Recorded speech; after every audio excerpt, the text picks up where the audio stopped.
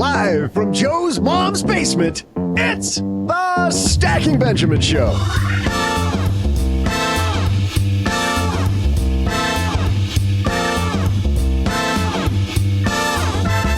I'm Joe's mom's neighbor, Doug, and it's time to help you make more money because today we welcome a guy inspiring our newest entrepreneurs and intrapreneurs, Charles McCarrick. Plus, we welcome a special guest co-host, the guy responsible for campfire retreats happening across America, Stephen Boyer. And don't worry, we'll also share a thoughtful headline, throw in a TikTok minute, and answer a lucky listener question, all for no extra fee. And are you sitting down?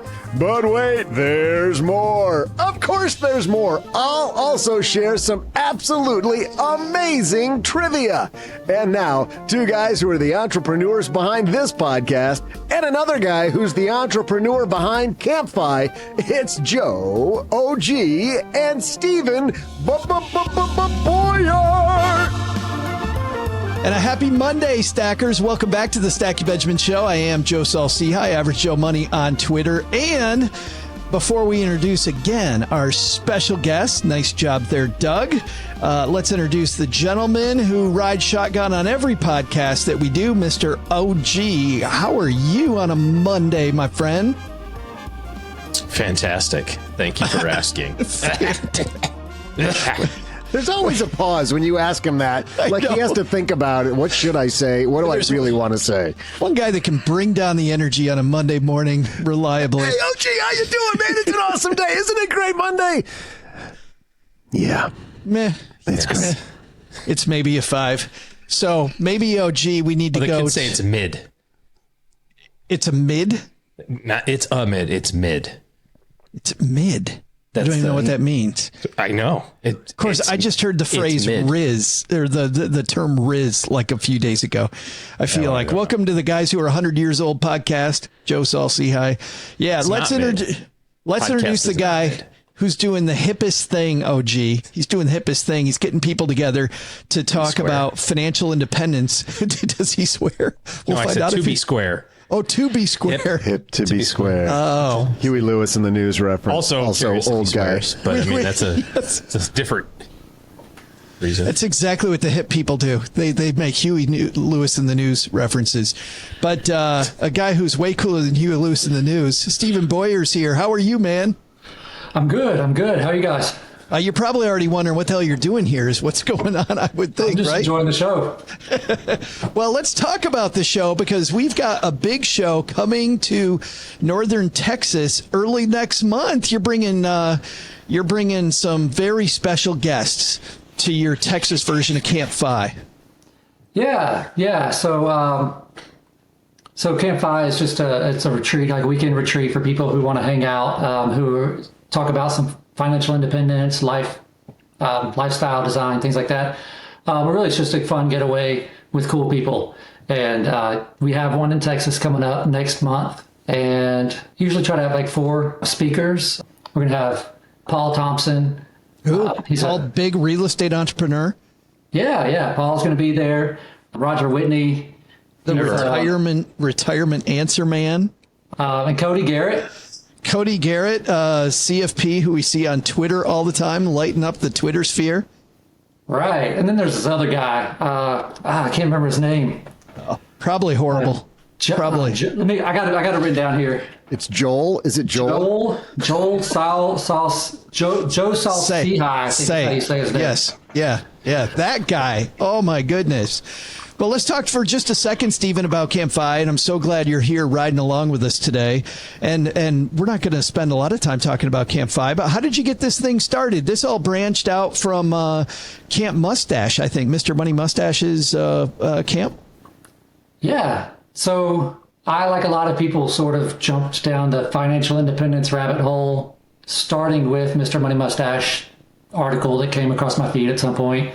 Became a fan of the blog, as many other people have, and realized there was a retreat up in Washington State. About 50 people get together and hang out for a cool weekend, fans of the blog.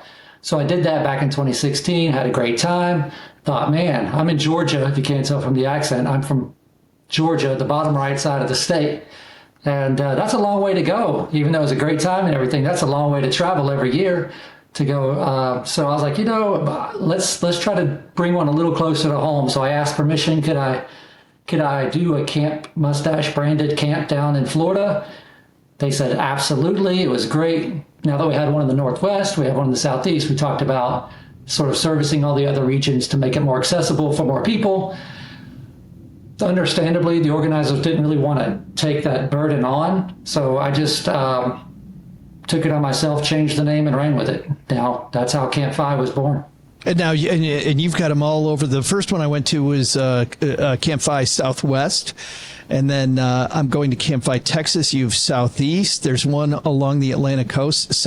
Camp FI Midwest is another big one, and of course, Rocky Mountain always seems to get a lot of people. Yeah, we have them. We have them everywhere. I think we have 6 locations, 8 camps. We double up the Florida camp. We double up the Rocky Mountain camp, or at least we have been doing it the past few years. We don't have one in the Northeast and one in the Northwest yet, but hopefully in time we'll be able to expand to those regions. But yeah, we're all over. So wherever you are, there should be one pretty close or close enough to you to where you can make it. What's cool about these events, OG, is they're really not about the speakers. It's really more about the camaraderie. Definitely not about this. You guys should attend. The barrel is where you reach to get one of them anyway. You guys should attend, even though I'm going to be there. OG, you will love this. We're out. It's like a camp retreat, and you sleep on a mattress like this thick, maybe an inch or two, and spend the weekend on that. What do you think? Sounds just like a Four Seasons. Sounds exactly. Stephen, OG wants to know what the room service is like. Is the room service good? Or a bell of some kind that can be rung to acquire coffee. Like how does? Yeah. I have a uniform that I wear. I'll give you my phone number. Just whatever you need. I'll be right there at your beck and call. Just text me. I'll be there within spa services. seconds. Absolutely. We'll include a link, by the way, to Camp FI in our show notes at stackingbenjamins.com. But I think if people just go to what's our URL here, Stephen? Campfi.org? Yeah, campfi.org, and you'll see all the camps that are scheduled. Awesome. Come hang out with Roger Whitney and I, and Stephen and about 45 other new friends. And by the way, I showed up at the first Camp FI not knowing what to expect, the first one I went to, and I have to say, I showed up with 45 people I didn't know and left with 45 new great friends. All talking not really about money, but about values, about what's your life really about. It was really, really cool experience. We got Stephen here riding shotgun with us. We got OG. We got Doug. We got Charles McCarrick waiting upstairs in the wings, man. He is an entrepreneur who's going to talk about lessons he learned from his brothers. But before all that, Stephen, did we tell you what the rules of the road are here before we started? No, do you want to run down real quick? Yeah. Hey, you have to sit down, which you're already doing, I see, and you got to listen to this first. Do you got it?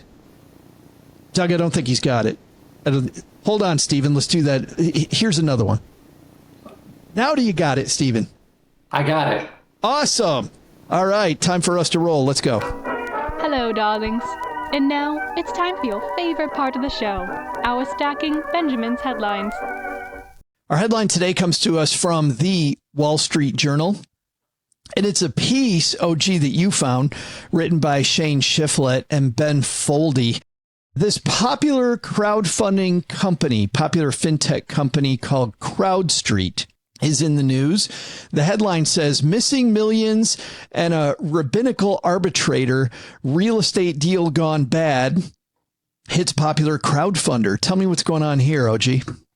I came across this, I don't know, maybe about a week ago or so, and it caught my eye because of the whole idea of crowdfunding and everybody just slobbering all over how great real estate is, not recognizing that at some point in time, there's cycles in the market. And what makes real estate, in my opinion, super attractive is the fact that you can do it with leverage. Otherwise, we know from history that real estate and stocks perform very similarly over long periods of time, bunches of real estate against bunches of stock. The opportunity that real estate provides is the leverage capacity, right? You can go buy $1 million property for $200,000 of cash. And so you get the growth and so on and so forth on the million. But when you get over levered or the market doesn't behave in the manner in which you want, there's some downsides to that. And we've talked about a number of times on the show, when companies' advertisements are always about all of the good and none of the bad, none of the risk that you're taking from an investment standpoint, my spidey sense tingles a little bit, so to speak, right? The antenna goes up and you just kind of like, what's going on? Is that what that feeling is? Yeah. We profiled one of these companies just a few weeks ago called Roots. And we even said at the time, we don't think that this company is a ripoff. We just think that the founder is overly emphasizing what can go right and not telling investors enough of what could possibly go wrong. And when you have something like real estate, the fact that bad things can happen is true. This piece starts off, the writers say, one of the biggest platforms that promised to give small investors access to major real estate projects missed red flags and funneled cash into firms that fabricated their past. That's not a good look. Now it's facing deals gone bust where $63 million of customer cash has gone missing. CrowdStreet raised $4 billion for property developers by touting big returns, but many deals fell short. Stephen, I want to bring you into this conversation because as a person that invests, we've seen the last several years, we've seen this fintech craze, right? A lot of people investing with smaller fintech firms. Have you seen this at Camp FI, where people spend time talking about getting into some of these cool fintech ideas? I haven't heard it being brought up in like group discussions. It probably is brought up, one-on-one discussions or maybe at the talks that they have at the meals. But, we've had people talk about the crowdsourced real estate funding options, REITs and also. But yeah, I mean, hasn't been a major component of discussion as far as I've seen over the past few years. Yeah, I know that there's been, I think, some people that run syndications. Paul, who's going to be there with us, is a guy who syndicates real estate investments. But I've known Paul for a long time. Paul Thomas always talks about what could possibly go wrong in investing. It seems to me, though, that people kind of look past the stuff that could go wrong, Stephen. Like even if they tell us, we're like, no, what could possibly go wrong? Right. And so, I was looking up when we were talking about the topic today. And so I did a little research, very little research. But I saw that it's I think they tend to target ultra high net worth people for these projects, these investments. And so maybe it's just a different mindset. Like, I don't think that I'm sitting across the table from ultra high net worth people too much at Camp FI. So maybe it's some mindset of the people who they're super optimistic, think bad things can't happen. If it does, they can just take the hit. Maybe they're in a different place mentally or emotionally when it comes to investing versus most normal, I'll say normal investors.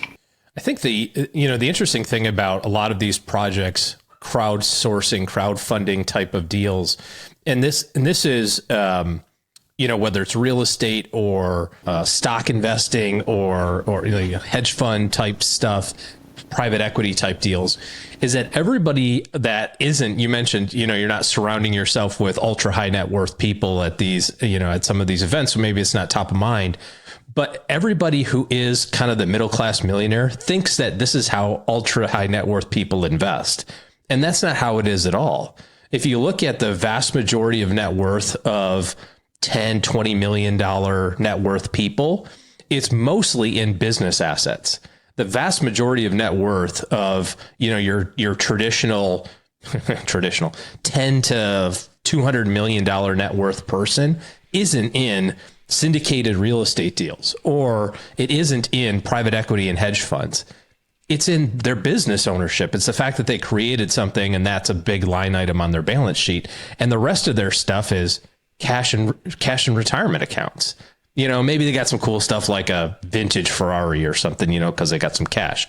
But what happens is that, the middle-class millionaire seems to think that this is the only way to get invested. This is the way all the cool kids are doing it.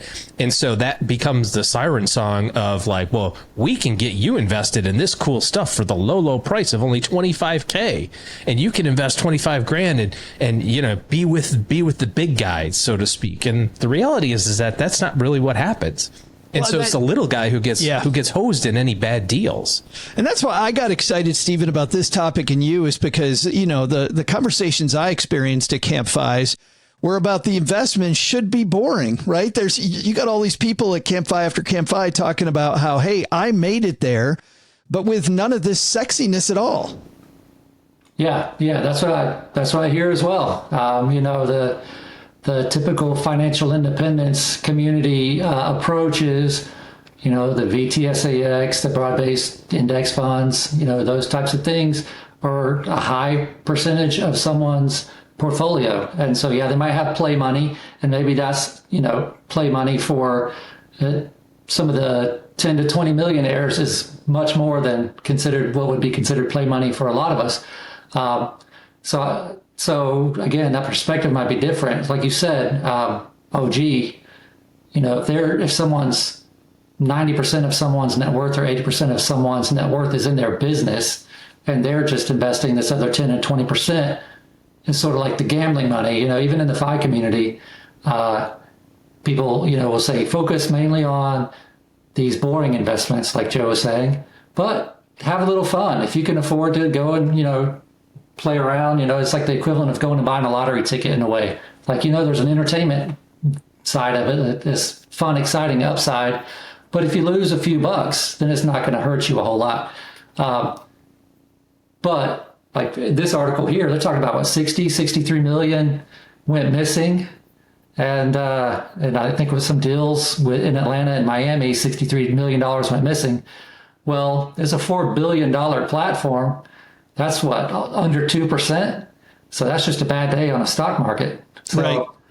If you're looking at it from the 4 billion perspective, but if you're looking at it from like these are $63 million, and that's a lot for most people to kind of, it's all about perspective. You know, that $63 million seems like a lot to a lot of people, but if you're looking at a pot of 4 billion, it's not 63. It's not 63 million of one person's 4 billion.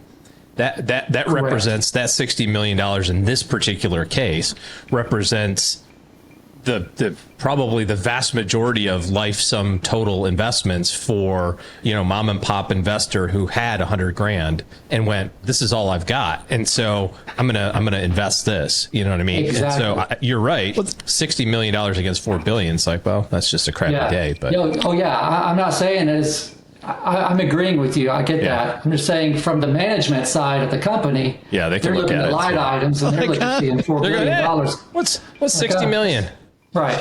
Which is a problem, OG, that we've had with some of these crowdfunding platforms anyway, because to Stephen's point, you know, accredited investors are people that generally have a high net worth. They're people that if they lose the kind of money that represents the relatively small sum that Stephen's talking about, they can shrug it off because this is probably one of a bunch of things. But we get into crowdfunding, we then end up with investors not as sophisticated, thinks this is the way a lot of people buy real estate, and we get sucked in with too much money into this platform. And then we find that these promises these companies make don't happen. In fact, a Wall Street Journal review this piece writes of 104 completed deals and other deals that were aborted or still in process, found that many failed to meet returns suggested in the sales pitches.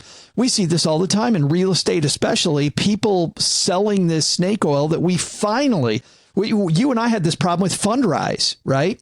Fundrise, back in the early days, was selling this idea that somehow real estate, which has been around for thousands of years, they'd picked the lock. They'd done something nobody else could do. Are you kidding me? How are these people all of a sudden smart enough to make additional returns that other real estate investors have never done? I remember their tagline used to be engineered for superior results. Well, who the hell doesn't engineer for superior? What if it's engineered for mediocre results? Yeah, that's not. Well, this all comes back to the fundamental reason why this stuff exists is because people don't have a plan for what they need to do to reach their goals. And if you don't have a plan, then you don't have any idea how close or how far away you are. You just have your, the mental map of what you think.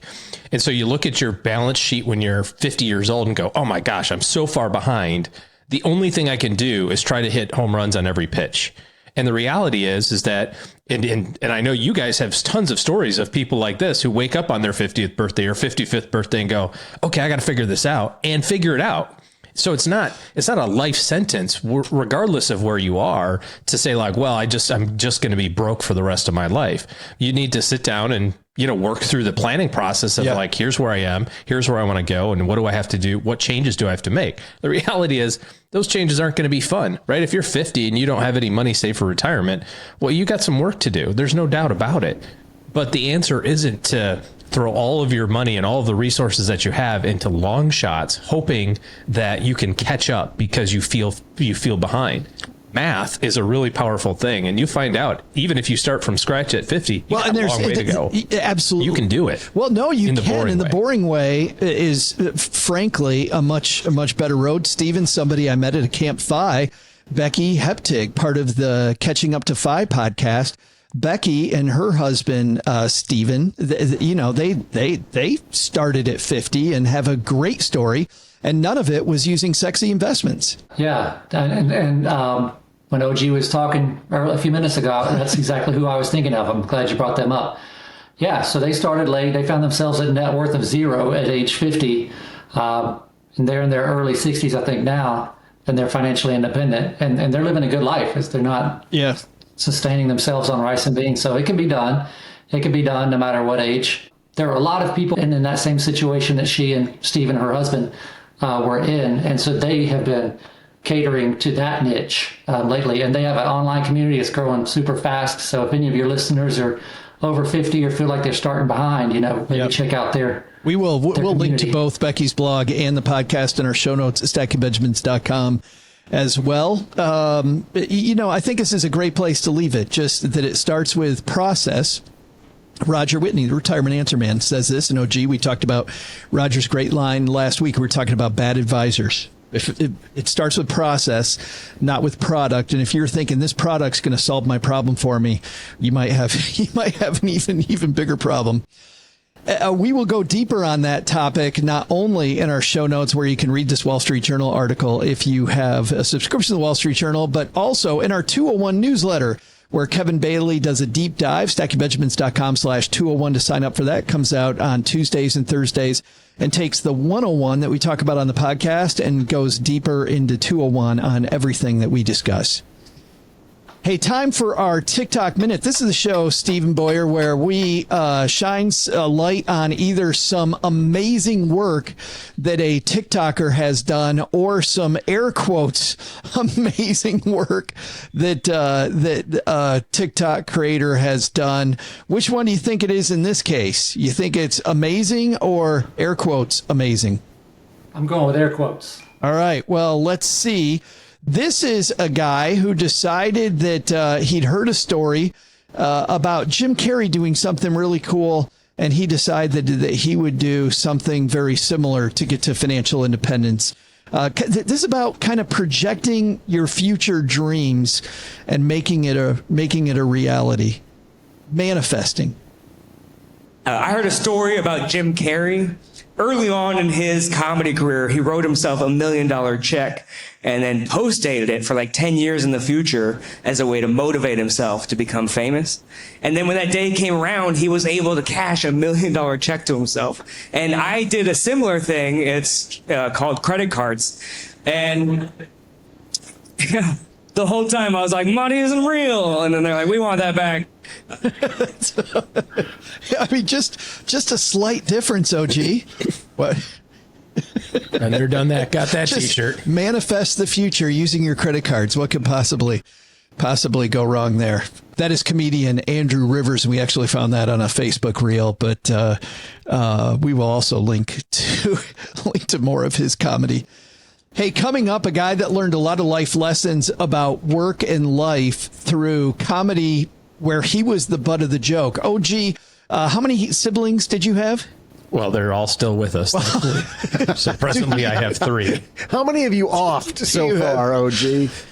Stephen, I know you have at least one sibling who I know and think is a great guy. He actually joined us out in San Diego last year at my book tour, which was really nice. Took some great pictures. Of the two of you, who was the bully and who got the bullying? I think we took turns. No, that means it was him. That means it was Stephen. If he had to pause like that, tens of people are listening to this podcast. How do I want to look? I think I might be down with Doug on that one. Where, yeah, right, whatever, dude. Sure. Who's older, Stephen? I'm older, 12 minutes. Yeah, you're the bully, dude. And Charles was the youngest of 5, and he now is a heck of an entrepreneur. We're going to talk about all the lessons he learned about life and about entrepreneurship, and a 4 S's strategy that he set up for anybody who either is creating their own path with the new business, or if you're somebody working for somebody else, you still need to be really an entrepreneur. Take charge of your own career. But he learned it being what he calls the test dummy of his older brothers. And then it is no surprise, though, that Doug was the youngest and was the test dummy for older brothers, like he still is on the show here. So many stories to share. That could be a special episode or maybe a special portion of an episode, because there are lots of me on the receiving end. We're going to hear some of those from Charles McCarrick coming up and what you can learn from his childhood. But before that, Doug, I think you got a good trivia question for us today. Sure do, Joe. Hey there, stackers. I'm Joe's mom's neighbor, Doug. And man, I gotta say, the day we got a revolving door here in Mom's basement was a real turning point for us. Having Steven as co-host and today's guest, Charles McCarrick, on the same show, pinch me. Well, it's a special day for the revolving door because it was on today's date in history that it was introduced. I used to work at a revolving door company, but then I realized that job's going nowhere fast. But today's storyline isn't about me, should be. It's about the revolving door and Ms. Manners. It seems that the revolving door was created by Theophilus Van Cannel, a guy who hated opening doors for people so much he created one that didn't need help. Luckily, science helped him out because revolving doors are much more likely to keep heat on one side of the door and cool on the other side than a typical door frame. So here's today's question. If you're helping someone with a traditional door, you hold it open for them. If you're helping someone with a revolving door and practicing good manners, how do you do that? I'll be back right after I politely go tell Joe's mom that maybe she needs to apply some deodorant after working in the garden. Hey there, stackers. I'm Joe's mom's annoyer and basement super smeller, Joe's mom's neighbor, Doug. While it might not be great for your health to tell Joe's mom to apply deodorant, it is a great idea to install a revolving door in your building. Did you know that revolving doors capture at least 30% more energy savings in many cases? It's true! And also is the answer to today's Ms. Manners trivia question. If you're hoping to win over a big deal, to score more Benjamins, you hold the door open as a gesture of being polite. However, approached with a revolving door, what's the polite thing to do? When faced with a group of people and a revolving door, it's polite to actually go first, helping everyone move the door along. That ensures the person behind you doesn't have to push or even touch the door. And as an extra bonus, you get through first without looking like a complete jackhammer. And now, to help you be the opposite of a jackhammer at work, let's say hello to Charles McCarrick.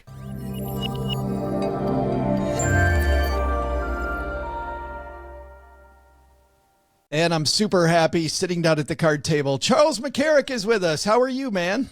I'm fantastic, Joe. How you doing? Well, I am great. And after reading your book, Charlie, I'm surprised that you're alive. Frankly, I thought your brothers were going to kill you. I get that a lot. And in looking back, it seems entirely normal. But as an adult, you're right. I mean, if I would never allow our kids nowadays to do the sort of things that went on then.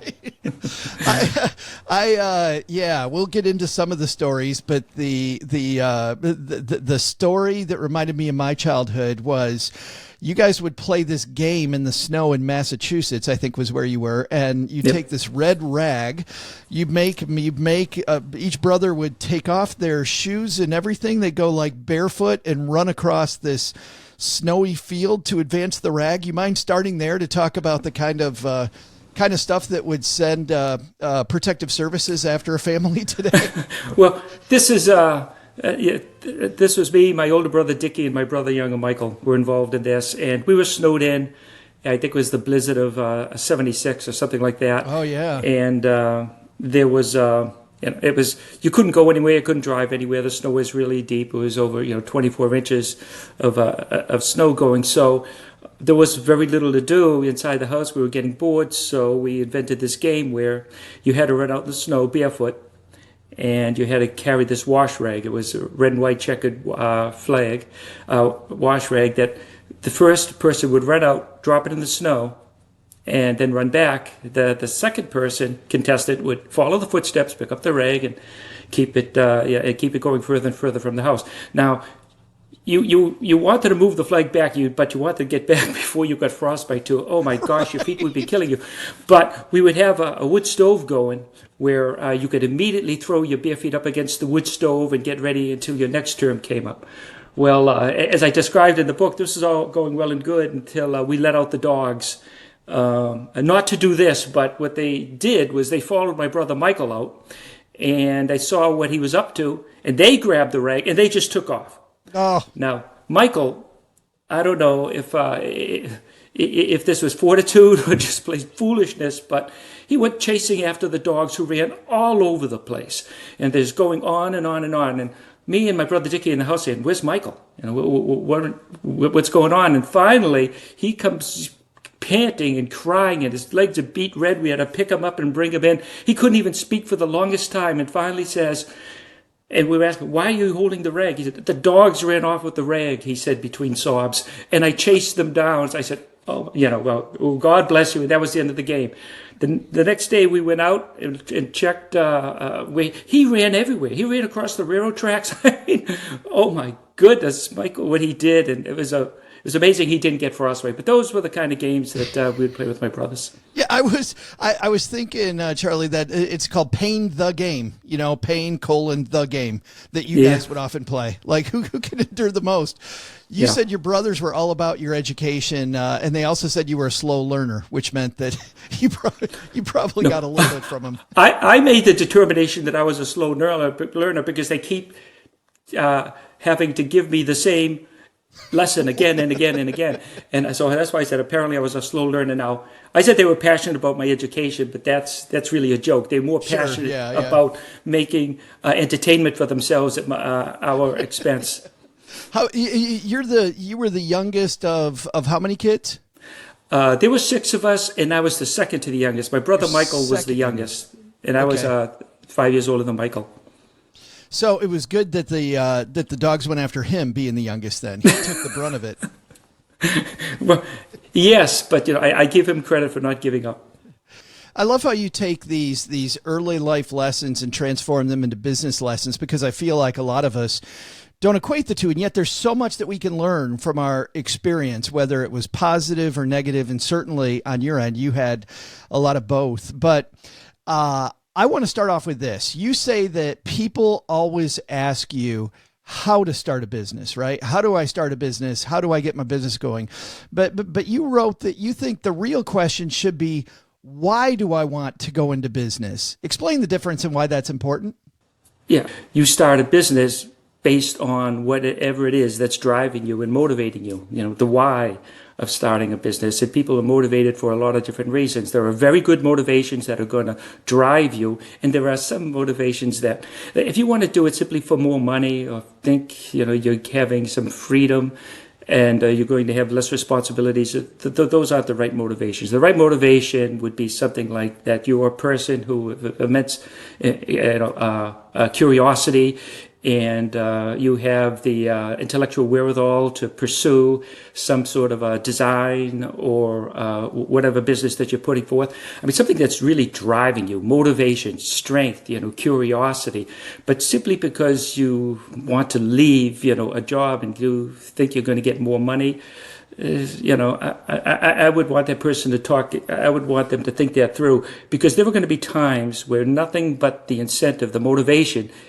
is what you have that's going to continue to drive you on.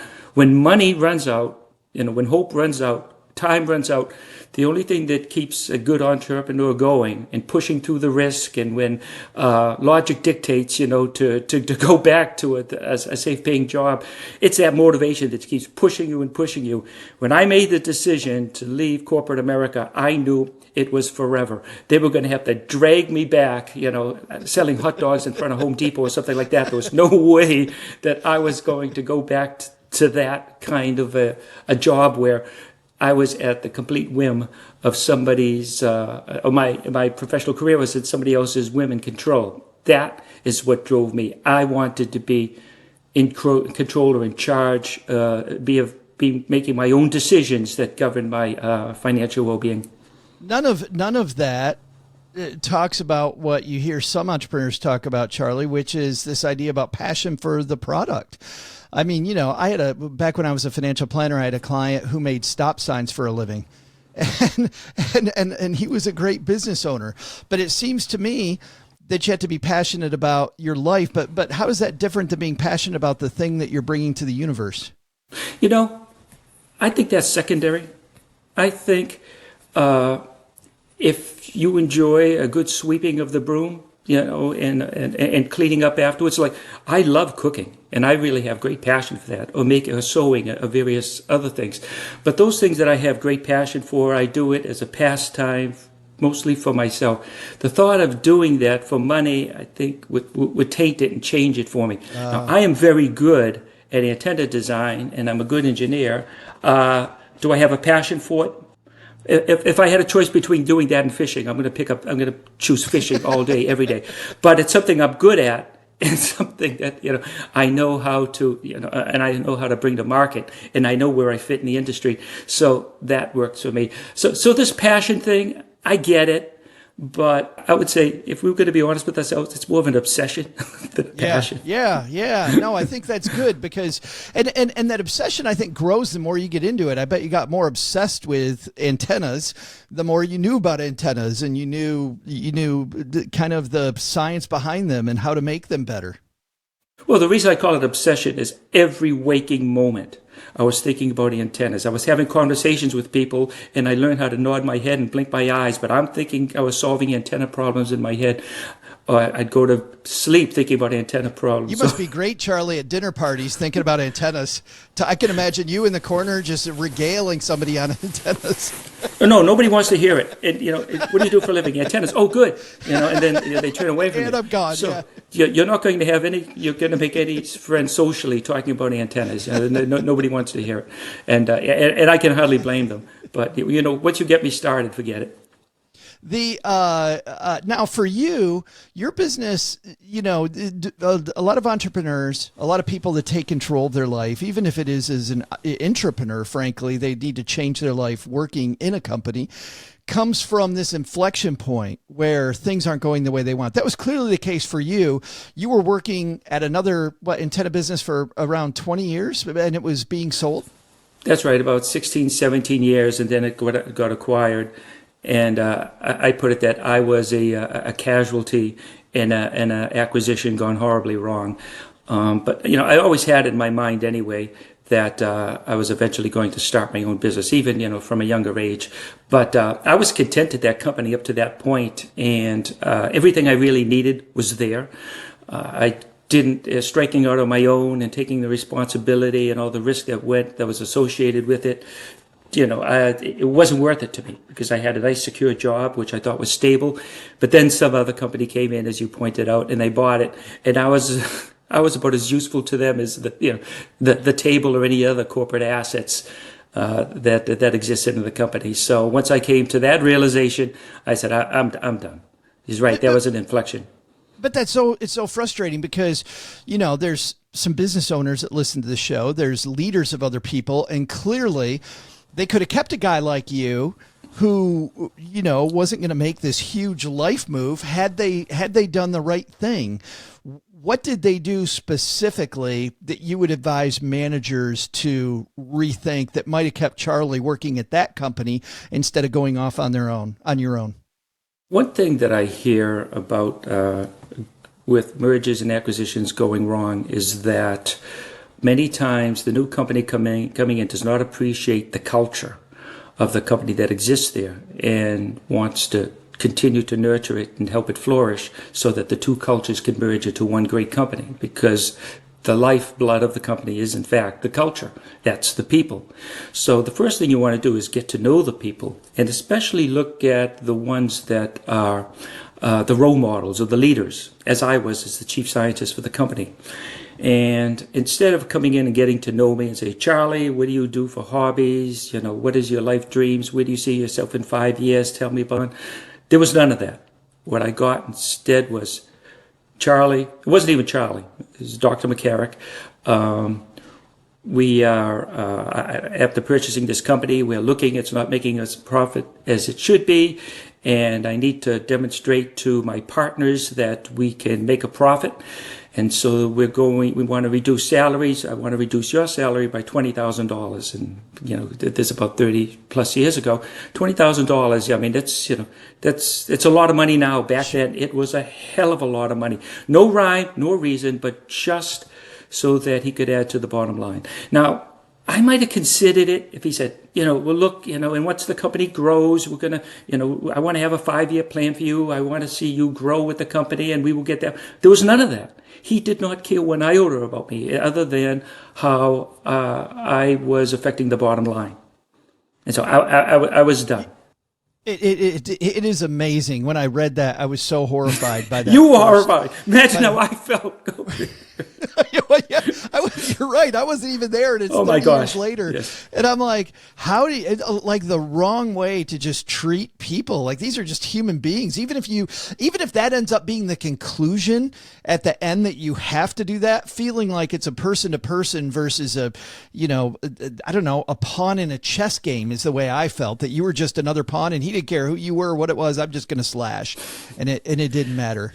But for you in this life, in this inflection point, you have to make a decision, Charlie, and you have to go from playing what a lot of people play. The game is, I'm playing not to lose, right? I mean, so many people playing the game of life, not to lose, and you had to decide, I'm not playing not to lose anymore. I'm playing to win. And this was a key message you got from your brothers, because your brothers, when you were young, you talked about you would play games with your brothers not to lose. You and Michael, I think, were kind of beaten down if you won. Talk about the games of not playing to win, but playing not to lose when you were growing up. Okay.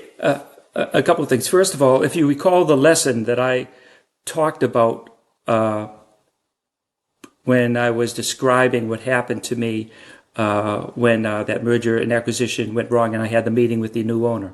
You remember, I was, if I can be allowed to describe it, I was out feeding the dogs. Sure. And we had the dog Honey. Yes. And the dog Honey stretched her leg and kicked a piece of dog shit into my mouth while I was singing. So my mouth was open for it, what a shot. And so I could not spit it out because it was like spitting out mud, and I couldn't form it into it. And the more I tried to spit and move it around, it just coated my mouth. So I ran to the house crying. My brother Dickie said, "Oh yeah, you're going to die," and my mother helped me. But the thing is, the reason I used that is because I had a choice, right? A horrible choice, but I could either have swallowed it, right, or refused it and spit it out, which I did. I refused it, right? I rejected it. But if I had swallowed it, I would have been swallowing shit for the rest of my life. And it was the same thing with this encounter. If I had accepted this so-called proposal of knocking my 20,000, of becoming a bump in the bottom line, that would have defined my career forever. I wasn't going to do it. I wasn't going to swallow it. So at that point, I knew I had to move on my own and take my own responsibility. Now, to reinforce your point, playing to win, to succeed, as opposed to playing not to lose, there's a huge difference there, right? Because when we used to have Olympic races, my brothers and I, and if you'd run around the track and it was Billy and Hank teamed up against me and Dickie because we were the closest in age. And so while they would chase us around, hitting us with my brother Hank said it was briars, but it was holly branches, as I remember. They would whip us with the holly branches to get us to run faster and faster. And so we wanted to win, right? We wanted to get across that finish line first, not so we could be victorious, because losing was a horrible thing. Because if you ever see the Olympics, you hear at the end, do, do, do, do, do, do, do, right? There's the Olympic theme song that goes, well, what happened is the losers, right, the winners would piss on a stick. And the losers had to pick it up in their teeth, right? While my other brothers were playing, the Olympic theme song. You had to hold it in your teeth until they finished playing the Olympic theme song. So who wants to do that? Losing was so far worse than winning that, you did not want to lose. So if that is, if getting across the finish line first is avoiding that, that's a no-win game, right? So that's what I'm talking about. And it was the same thing with that encounter that I had with that new company had that come in. It was a no-win game. I knew that there was not going to be any winning. Yeah. There was just going to be trying every day not to lose. Yeah, so frustrating. And by the way, your brothers were so gross. I don't know. I don't know. I can't believe it's all that different, because some of the people, a lot of people have shared some of the stories they've had with their brothers, and then all that different. Now, being pushed off the barn roof in a wheelbarrow to simulate, flight, I'll admit that was dangerous. Or the electric handshake and some of these other things. But yeah, you're right. Some of the stuff was pretty gross now that I think about it. Okay, I'm not going to argue with you on that point. Some of the stuff was gross. It just kind of reminds me a little of the movie Jackass, where you guys are the TV show where you guys are almost daring each other. Let's go further. Let's see what we can do. Of course, my brother and I did a lot of the same stuff, but that's for another podcast. But so your business is born out of frustration. A lot of people say that, I need seed money. I need to make sure that I'm up and running, that things are going to go, smoothly. You write in this project that if you've got 2 weeks worth of money, you're able to go. Talk to me about this idea of moving from this secure job over into the world of entrepreneurship. Here's what when I talk about the thing that drives a person, what motivates you, what's pushing you forward. I've heard so many people say, I'd start my business if I had about a year's worth of work ahead of me. A year's worth of work ahead of you. The company doesn't have a year's work ahead of her. Or if I had 2 years, or if it's 6 months, 8 months.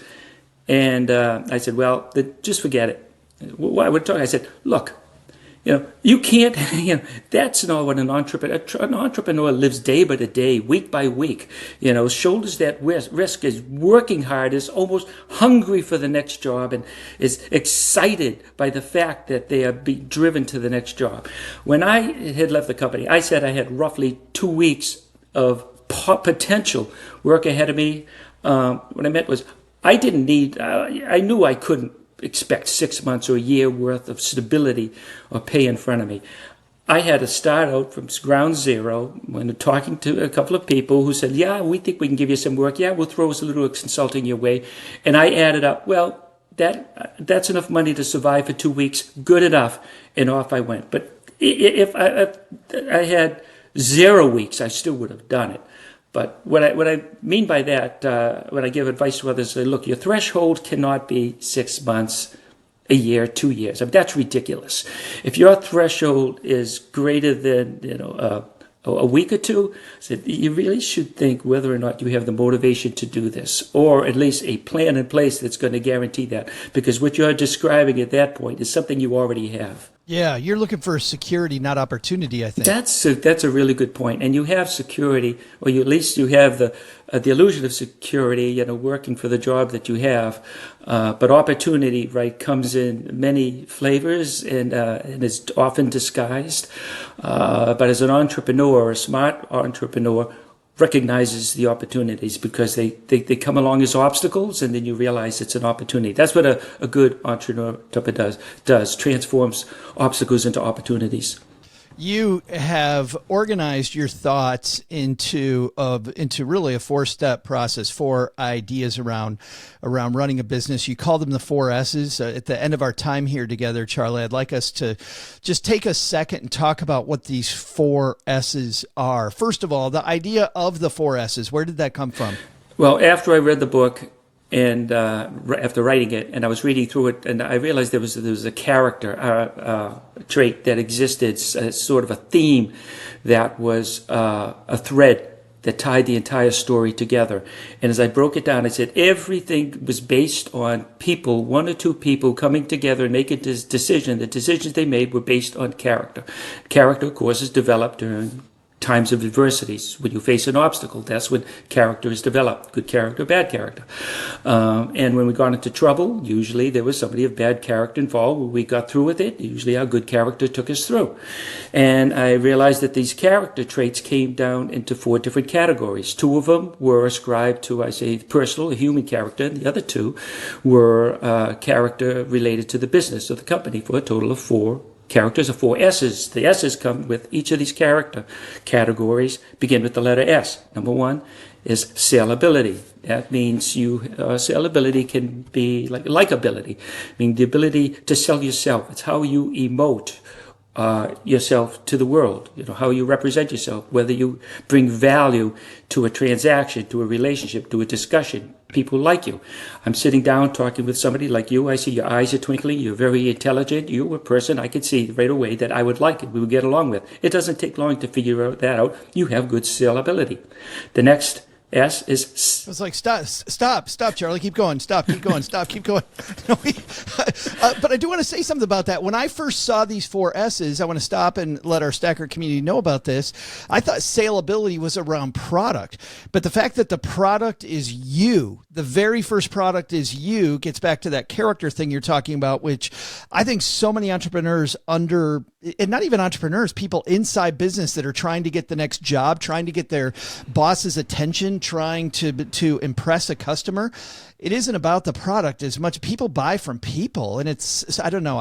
That one just really hit me hard, Charlie, because I feel like people look at saleability in a completely different way than you do, and I thought there's a big refreshing aha there. Well, people buy from people, and the product, of course, is interesting and important, but that's more of the obsessive thing as opposed to the passionate. The product almost doesn't matter. There's entrepreneurs in every walk of life, every type of industry you can be successful. The product is almost immaterial.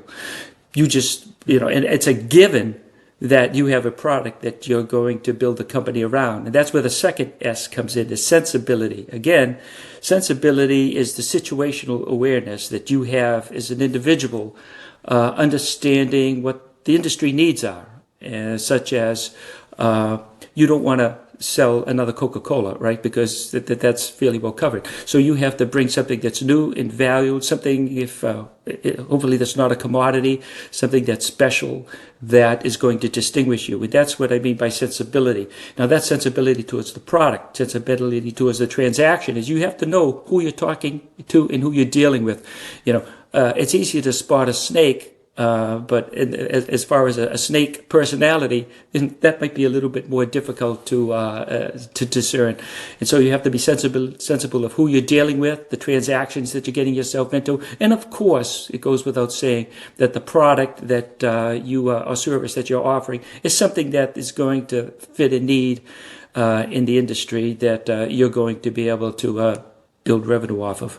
Yeah, to me, the big aha here was sensibility. Truly, I think, Charlie, is a lot about listening. I think you really make that point, because you can't sell a product until you listen to the market. And if you're trying to sell yourself again internally to your boss, until you know your boss, you know what they're actually looking for, and you know the other people competing for your boss's attention, you can't find that niche that you're really looking for. So I think in sensibility, there's got to be a lot of listening. I'm thinking about there's your brothers who are going to have some fun with you. Goes all the way back to Sun Tzu and the Art of War, right? Which is the best battle's the one that's never fought, is exactly what you're saying. Yes, that's right. Yes. All right. Which brings us to sustainability.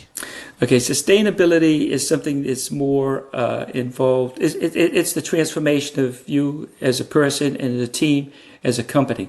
Now, a business, of course, is something that you could put down on the paper. You'd see the accounting, you see the transactions that take place, bills of materials or whatnot. I distinguish a business from a company. As a company is now a group of people or a team that bring life to the business.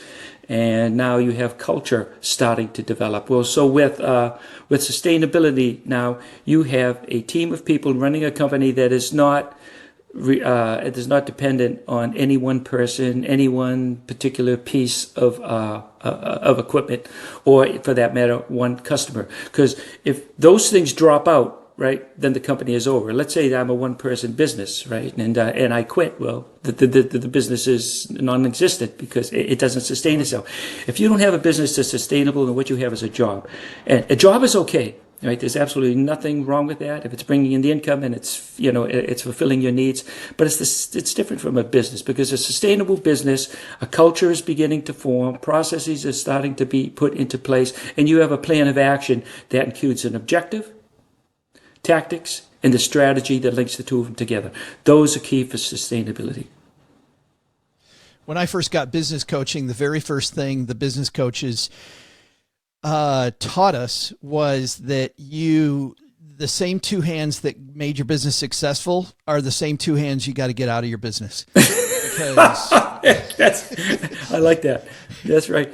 You just gotta, you gotta, to go to the next level, you can't continue to just rely on those two hands. So it's exactly what you're saying. Last we have then, of course, and that leads to scalability. Yeah.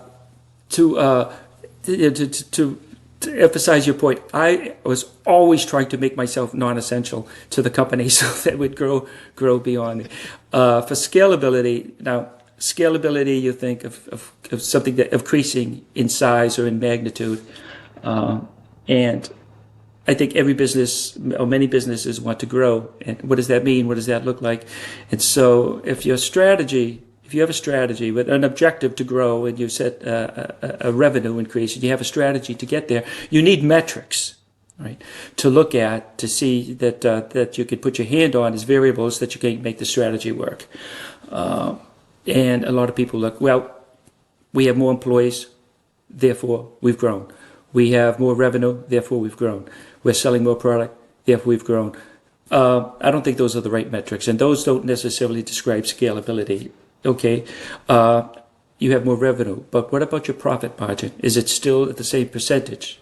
What about the team? Do you still have the quality of the team, the good culture? Are you still following the processes? And last but not least, but most important, what about the product quality? Sure, you've increased quantity, but what about quality? Are you still maintaining the quality that you had in the very first product that set the expectations that won you the job in the first place? Or is it diluted somehow? Now, the product could be a service. Have you somehow diluted that service where you're no longer talking to people face-to-face at dinner, but now you're talking to them over the phone or you're listening to a recording? That's diluting the human experience. Or the product itself.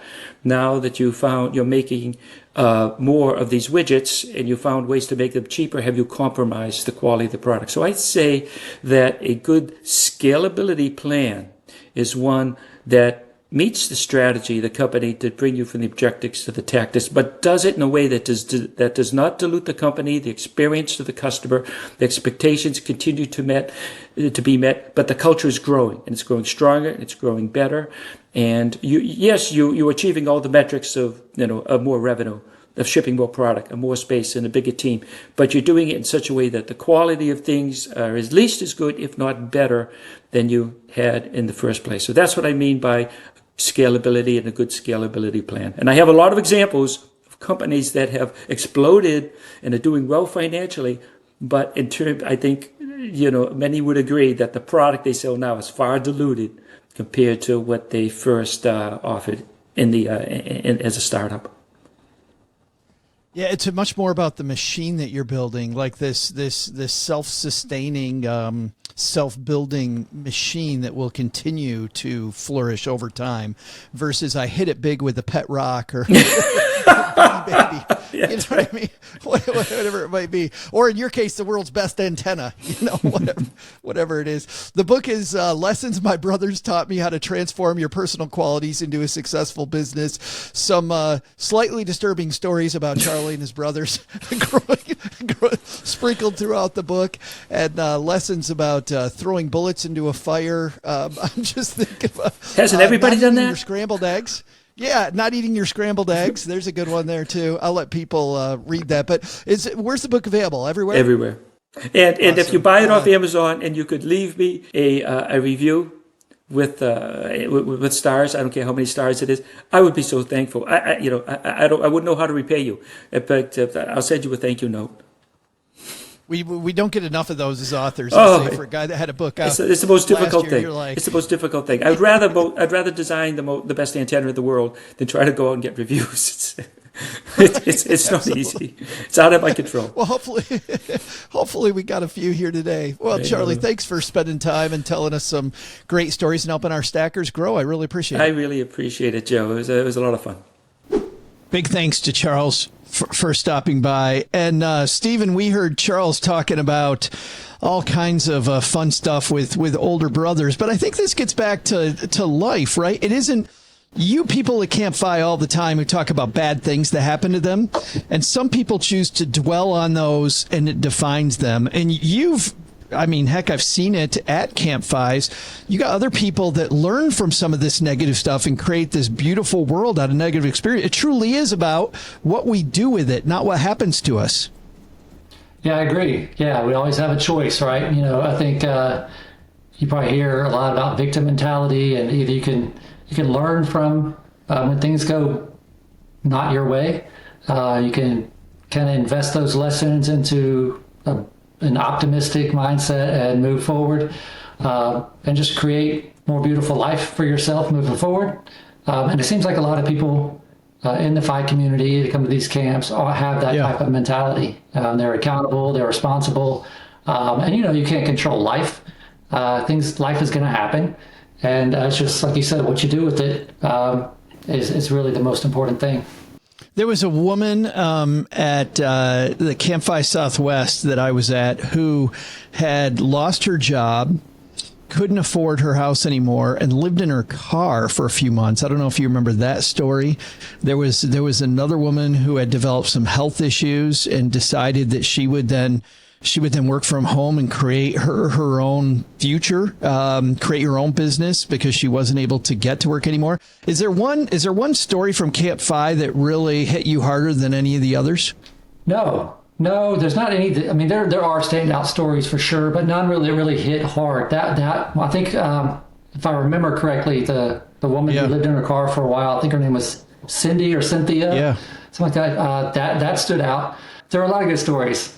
There are people who have turned negatives into positives. And what I've heard also is that a lot of people tend to make, the law of inertia, right? Like if everything's going good, things in motion tend to stay in motion.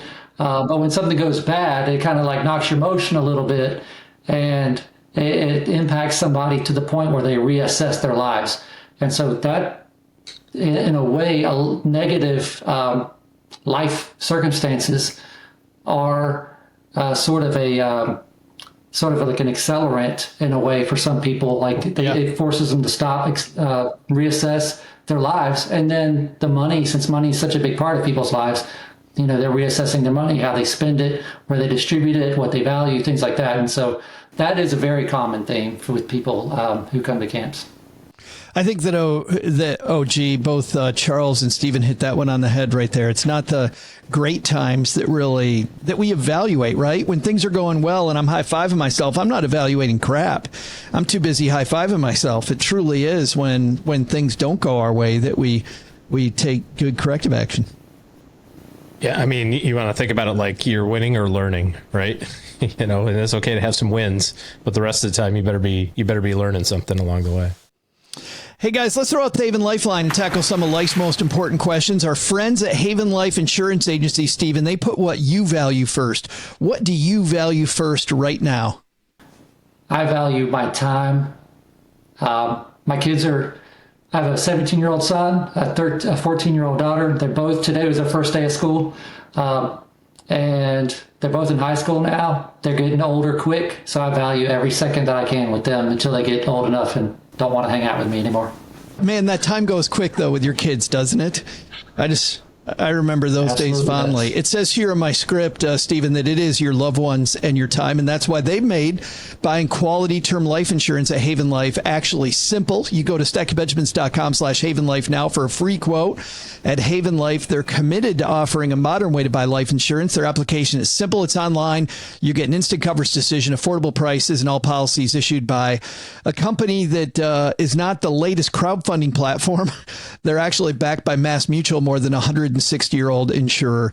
Today, we're going to throw out the lifeline to Daniel. Hey, Daniel, how's it going?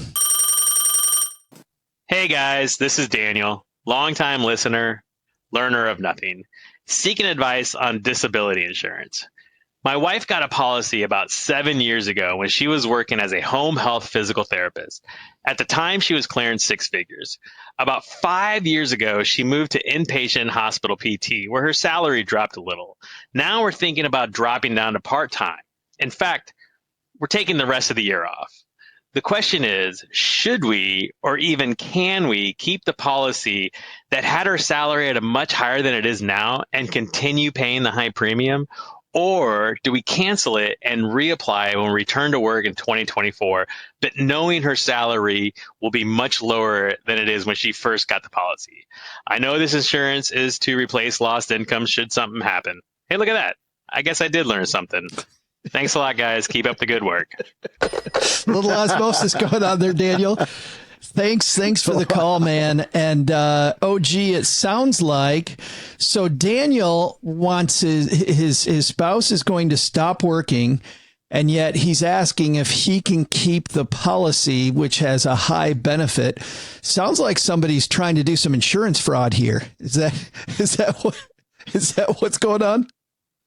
No, I mean, when you get approved for any type of insurance, it's based on the circumstances that you're in that moment. We don't think of it going this direction very often, but think of it like the opposite of your house. So you go get your house insurance and it's insured for whatever you think your house is worth and the rebuild value. And then, 10 years later, something bad happens. What do we hear about? Well, we hear about the fact that the insurance company goes, well, the insurance policy says we're covering this. It's not our fault that you didn't increase your coverage over the last decade and your house value went up.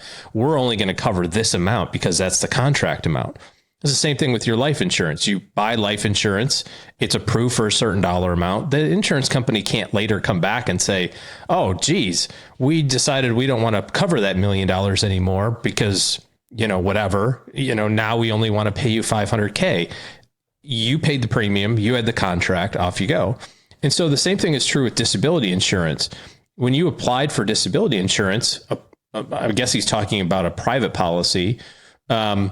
You had the circumstances. Here's how much money I make. Here's how much money I'm worth in the economy. And therefore, if something bad happens to me, then I need to have this money to pay my bills. And the insurance company agreed that was all of the terms that they would accept. You make premiums, they pay you if something bad happens.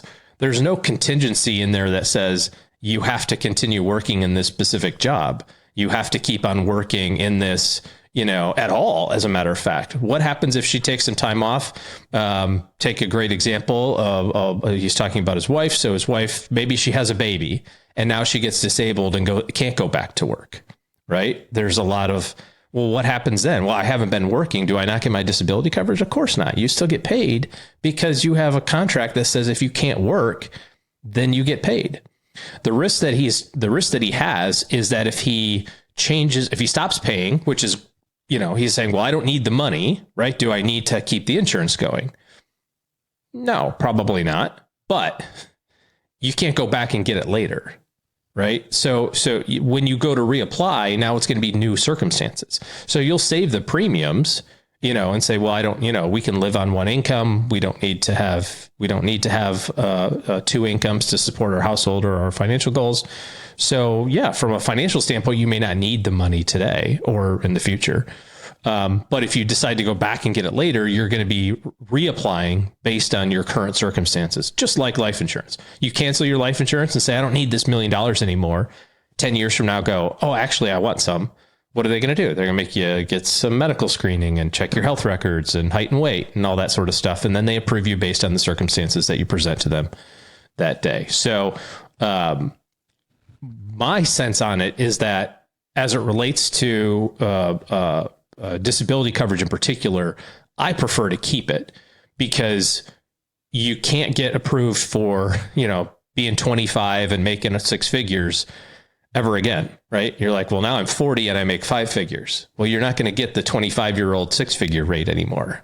Is the 25-year-old rate better on the disability coverage? I think you've got so many more years to insure, and you're moving around a little faster at 25 than you do at 40. I would think it would be more expensive for a 25-year-old.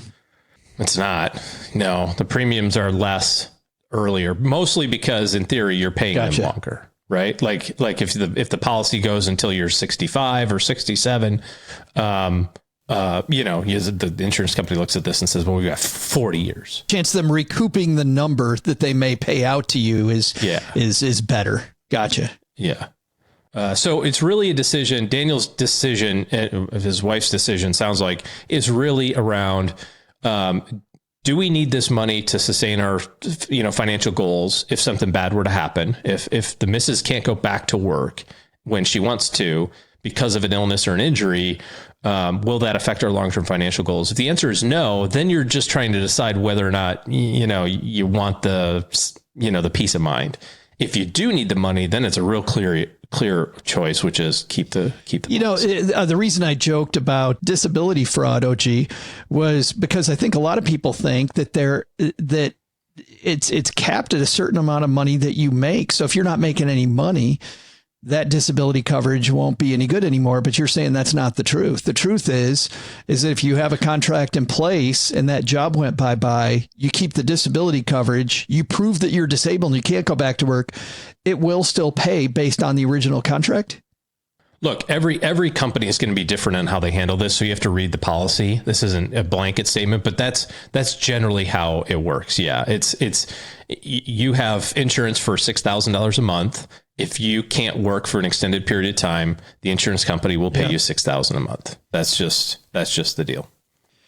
Thanks for the question, Daniel. And you know what? Normally we'd stop there, but having Stephen with us, I want to address something that Daniel didn't ask a question about, Stephen, but about something he said, which is we're going to take the next 6 months off. I heard that a lot the weekend I was at Camp Phi. You see people doing these sabbaticals a lot where they're just taking a break during their career very much at Camp Phi?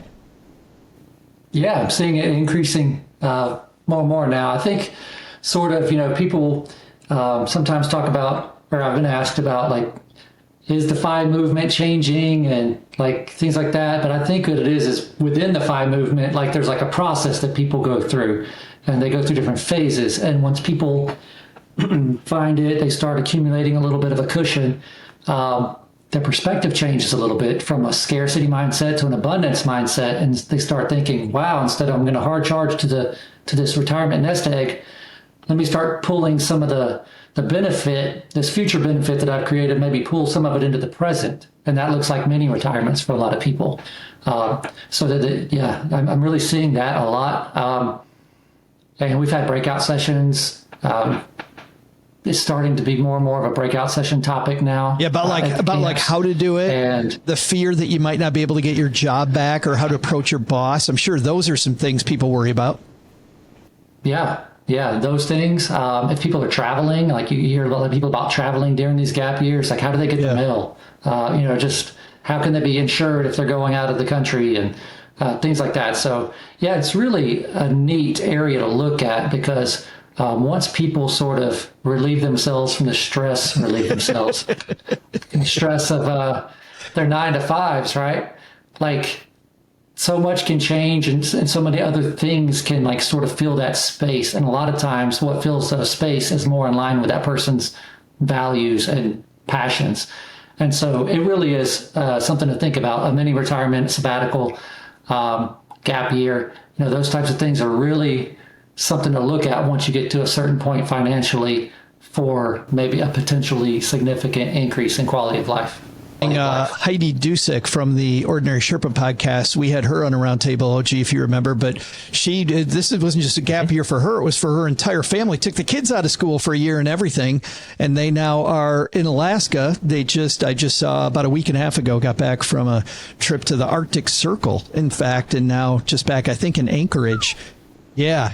We'll link to Heidi's stuff as well. Super, super cool, though, to watch people live in this. I got to say, Stephen, it's just been, surrounded by people like you and people I've met at Camp Phi. When Cheryl and I decided to be homeless and we thought we were going to be digital nomads, it was also that mini vacation, that mini trial that made me realize that this idea of being a digital nomad wasn't for me. And if I hadn't done the trial run, man, I would have had this big dream in my head that wasn't anywhere near true. So I love this idea of test running what you're going to do later. Yeah, it's good. My very first camp that I ever went to, we talked about it earlier in the show, the Camp Mustache in 2016 that I went to. I remember a lady saying, she was a little older lady, maybe in her 60s, but she had said that sort of the point that you made. She said that she always thought that she was going to retire and travel the world.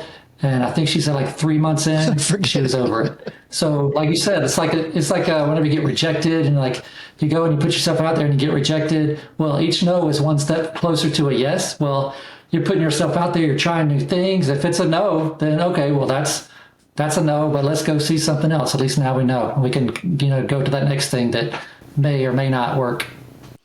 Congratulations, Daniel, on taking that time off. I think that's incredibly valuable, and glad to hear that you did that. We're also going to send Daniel a Haven Life Stacking Benjamin's Greatest Money Show on Earth t-shirt for being brave and leaving a question. So if you've got a question for us, head to stackingbenjamins.com/voicemail. Leave us the voicemail, and OG and I, and maybe Stephen, if he comes back, will help answer your question.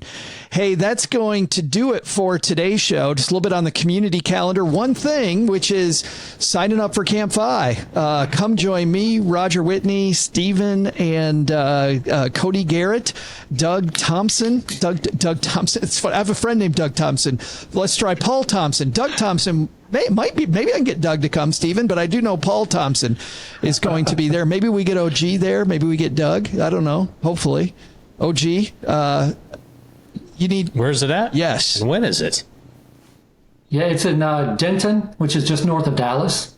And October 8th, 9th, 10th, and 11th. It's a Friday through a Monday. You check in Friday afternoon, head out around noon on Monday. Weekends in the fall. I know that stinks. And you could have seen Stephen dressed up as your personal valet too, which you're going to miss now. But go to either our show notes, stackingbenjamins.com, or just go to campfi.org and tell Stephen we sent you, right? Say, hey, we're coming there specifically because OG's not going to be there. That's why. I mean, it's close. It's right up the road. I could stop by for a quick minute. But all right, that's going to do it for today. Doug, man, you got it from here. What should we have learned today? Well, Joe, first, take some advice from Charles McCarrick. Authenticity in the workplace beats Ms. Manners any day. Second, learn from our TikTok Minute and bet on yourself to achieve more. But maybe don't cash that check until you've successfully proven your point. But the big lesson? Turns out you shouldn't talk to Joe's mom about revolving doors because she just wants to get into circular arguments all the time. Circular arguments. Oh, come on! Thanks to Stephen Boyer for sitting in with us on today's show. You can find out more about Stephen and the amazing Camp Phis happening all over the country at campfi.org. Thanks to Charles McCarrick for joining us today. You can check out his book, Lessons My Brothers Taught Me, How to Transform Your Personal Qualities into a Successful Business, wherever finer books are sold. We'll also include links in our show notes at stackingbenjamins.com. This show is the property of SB Podcasts, LLC, copyright 2023, and is created by Joe Saul-Sehy. Our producer is Karen Repine. This show was written by Joe Saul-Sehy with help from me, Doc G from the Earn and Invest podcast, and Lacey Langford from the Military Money Show. Kevin Bailey helps us take a deeper dive into all the topics covered on each episode in our newsletter called The 201. You'll find the 411 on all things money at The 201. Just go to stackingbenjamins.com/201. Tina Eichenberg makes the video version of this show. Once we bottle up all this goodness, we ship it to our engineer, the amazing Steve Stewart. Steve helps the rest of our team sound nearly as good as I do right now. Want to chat with friends about the show later? Mom's friend Gertrude and Kate Yunkin are our social media coordinators, and Gertrude is the room mother in our Facebook group called The Basement. So say hello when you see us posting online. To join all the basement fun with other stackers, type stackingbenjamins.com/basement. Not only should you not take advice from these nerds, don't take advice from people you don't know. This show is for entertainment purposes only. Before making any financial decisions, speak with a real financial advisor. I'm Joe's mom's neighbor, Doug, and we'll see you next time back here at the Stacking Benjamins Show.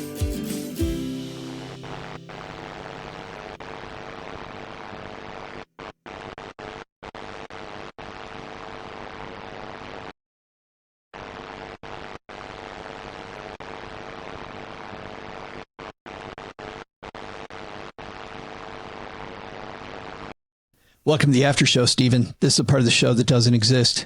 What happens in the after show stays in the after show. So if you find yourself, Stephen, having to refer to it later, just call it dessert if you have to. But it's probably better that you just don't. So Okay. That'd be good. We have a brand new writer on the show, OG. I'd like to introduce Lisa Curry to everybody. Lisa has written for the Jim Jeffries show, big show on Comedy Central. She also has opened for Jim on tour. She's on tour now going around the country. In fact, she's going to be performing in a couple weeks in this horrible town called Ann Arbor, Michigan. I don't know if you're familiar with that, but she'll be performing. She goes around the country. We'll tell stackers that she's coming. But Sweet. But the reason I brought this up was, Doug, I think it was Lisa who in our prep meeting for this show, wasn't she the one talking about the person with the dog? Was that her or our marketing maven, Kate, our communications? Person with the dog. Can you give me a little more to go on? Because I go in and out mentally of those meetings. They had a dog. They had like a Pomeranian. The story was about a person with a Pomeranian. That was Lisa. We're going to do that one? Oh, no. And the dog went first into the revolving door, OG and Steven, and it moved the revolving door just enough that the dog's head got stuck on one side of the revolving door, like as it go, the dog stuck its head in and then they moved it forward and the head went and went through and they couldn't get the head Pop right off. That's no. It was just a Pomeranian. Shucks. It was just a just animal PETA. If you have like problems taking a with this, jalapeno off the bush. Yeah, I know. if you have problems with this, PETA, write to Doug at stackingbenjamins.com. He said it, not us. But yeah, not so good. You guys ever been stuck in a revolving door? No? Just this job.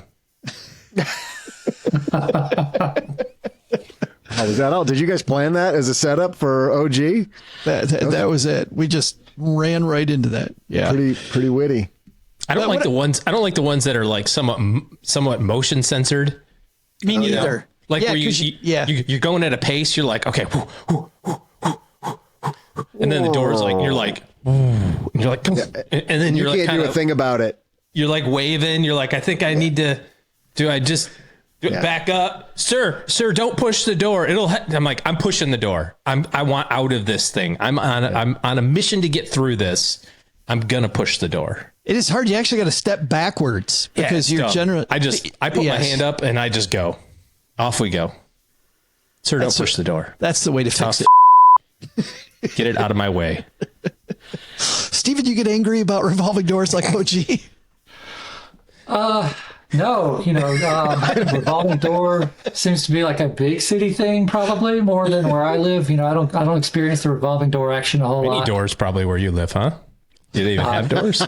Wow. Do you have indoor plumbing? I know. Steven, Some of the houses here have them now. Steven, you just got to remember we're in Texarkana, so we can't throw the stone too hard.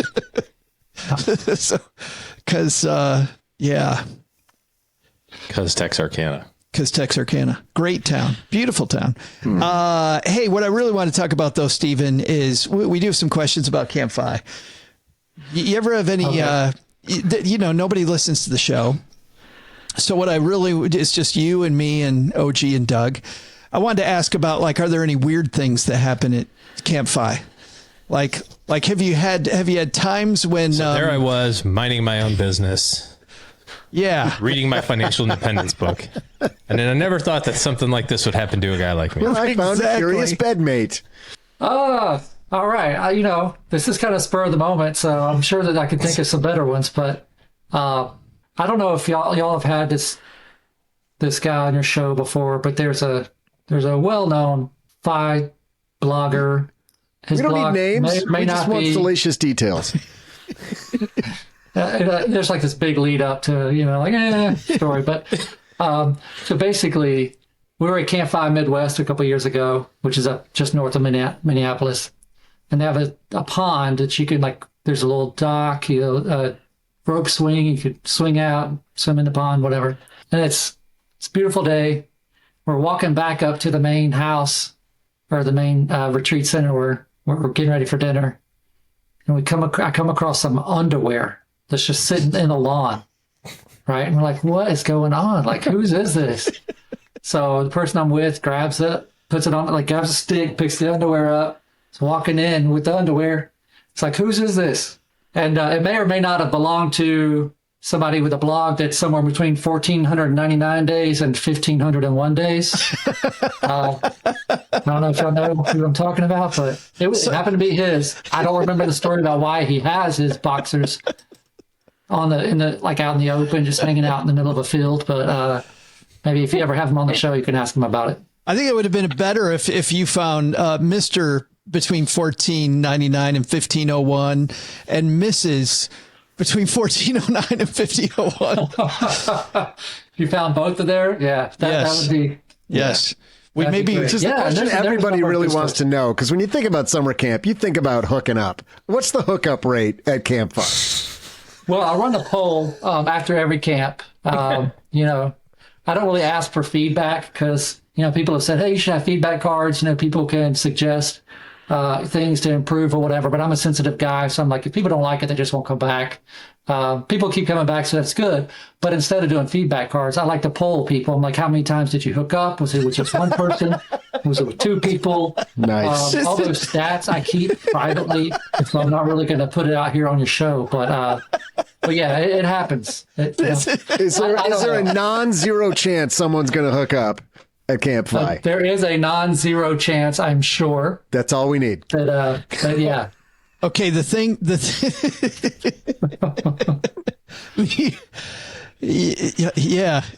G was my roommate. I'm just going to say we had a wonderful time.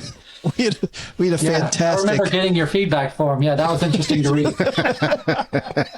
I was just happy Doc G didn't snore. That's what I'm sure I did, but I'm very happy he didn't snore. So if anybody wanted to know about Doc G, he does not snore. So there you go. Good to know.